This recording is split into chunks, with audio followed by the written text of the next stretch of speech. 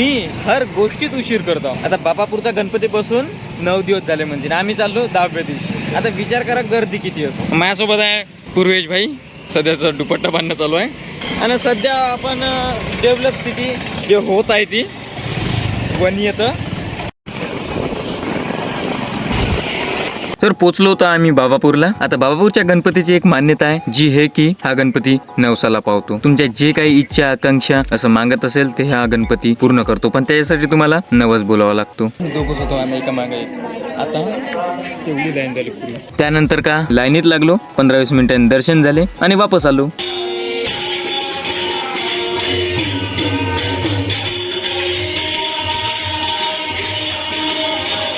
एक मिनिट आपण स्टोरीत जरा समोर चाललो. तर आपली स्टोरी चालू होते 7 सप्टेंबर पासून, ज्या दिवशी गणेश चतुर्थी होती. आमचं पण एक मंडळ आहे आणि आम्ही पण गणपती बसवतो. हा आमच्या मंडळाचा उपाध्यक्ष. दाढी बनवती, दाढी बनवू जास्त येऊन झोपत आहे ते लक्ष घेऊन बे त्याला झोपत आहे का मग होण बना तिकडे. दरवर्षी वणी काही ना काहीतरी आमचं बाकी राहतेच. आता यावर्षी फिनिशिंग बाकी आहे गणपतीची.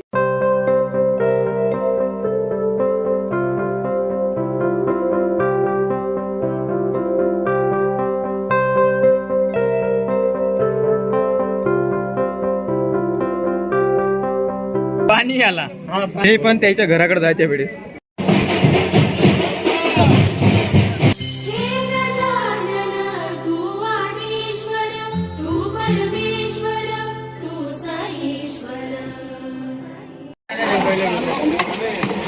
कोण राहिले भाजी अशी कोण बनत आहे? आमचे मेन आचारी जे सजेशन देत आहे वरच्या आचार्यांना. इकडं आमचं आता असं ऑलमोस्ट झालंच आमचं. आता टाइम आहे होत आलाच. जेवण आहे आज आमच्या गणपती. आमचे अमित भाऊ सर्व करता धरता. आज सकाळ बे कोणता गंज जवळला काय जाऊ दे ते जाऊ दे, पण भाऊ न सकाळपासूनची बहुत मेहनत आहे भाऊची. जिलंबी पासून सकाळी गेलो आम्ही भद्रावती, तिथून आलो, नंतर गेलो वरोरा, वरऱ्याहून आलो, नंतर गेलो वणीसाठी जिलंबी आणाले. आता इकडं पाणी चालू आहे. आज भाऊले पाणी चालूच करायला लागते. हक बनते भाऊचा. 2 गणगडे जास्त भेटते भाऊले.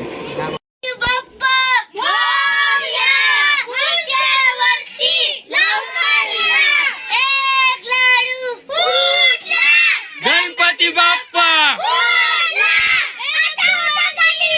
आता चल.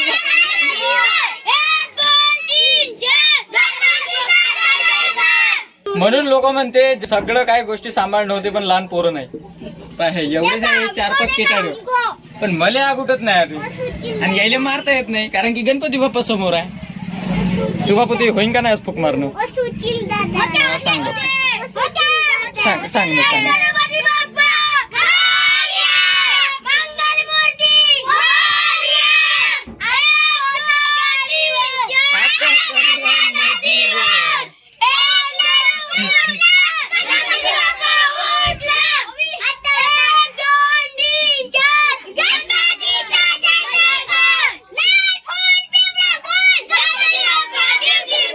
म्हणते डीजे लागणार होता 2 वाजता, आता 3 वाजून राहिले. अजून सेटिंगच व्हावं यायची. बापू काय म्हणता तुम्ही? सब राम भक्त वाटते. मंडळवाले कमी, वास्तव गँग जास्त वाटत आहे ती.